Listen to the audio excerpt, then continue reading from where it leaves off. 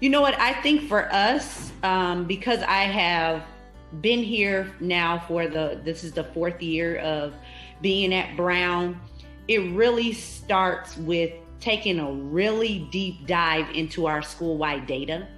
And so looking through that school-wide data, I just noticed that over time, and this is even before I became the principal here, that while we may be growing students as is evidenced by NWA or MAP data, we haven't really moved the needle as it relates to attainment levels.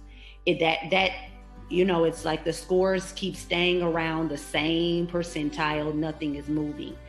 And so I think in looking at that data, realizing that that's a tier 1 issue, in that our instructional outcomes have really resulted or really went from the idea of remediation or a deficit-based approach to how we improve the student outcomes. And as a result of that, our students weren't being exposed to grade level content. It just wasn't happening because we were saying our kids are coming in, they're behind, they're missing all these foundational skills, like we can't do grade level content. And so through the partnership with ANET, which is why it was so attractive to me as a school leader, in saying that this support, this resource provides us with the support that we need in order to really get away from that idea that our students can't do it because they're missing so many foundational skills. And so through the partnership with ANET and our coach specifically, Katie, really focusing in on, we want to improve the tier 1 instruction. We realize that many of our teachers may not feel confident about themselves as math teachers. How do we build their capacity in order for them to first feel confident and to change the student outcomes ultimately? And so together, we mapped out a professional development plan that really took on this backwards design approach to, if we want to be here, what do we need to provide to our teaching staff in order to build their capacity there? And so I think for me, what has been extremely valuable is having that coach, Katie, as my coach, to really think through development-wise, what do our teachers need in order to move forward? And everything that we're doing, as Nikki, Chief Milberg mentioned, is like, it's a very narrow focus of these are our priorities, and these are the things that we're really going to commit to improving on, rather than like all the other things that we could be, improving on, but really just staying focused to right now.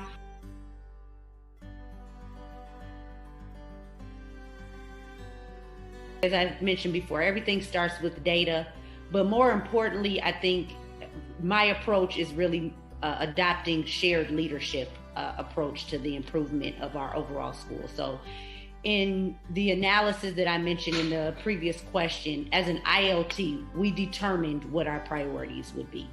And from there, alongside our coach with ANET, we determined what professional learning opportunities were necessary to reach the intended outcome. And I think as a leader, vision and mission is not just what we have on paper and what we say out of our mouths, but it's about our actions. And how does everything that we do align with that vision and mission? And so with that being said, like I mentioned previously, developing a very narrow focus of our professional development plan.